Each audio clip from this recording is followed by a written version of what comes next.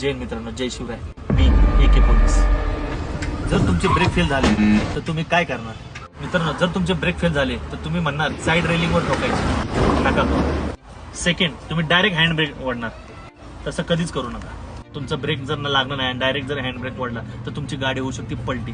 Number 1, त्यासाठी hand ब्रेकला press करायचं, press करून ठेवायचं आणि त्यासाठी करायचं up down up down up down. अशाने करून तुमची गाडी हळूहळू स्लो होणार आणि गाडी पलटी होणार नाही.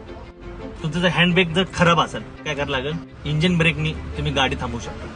आता तुम्ही इंजिन ब्रेकनी 6व्या गिअरनी गाडी कशी थांबवू शकता?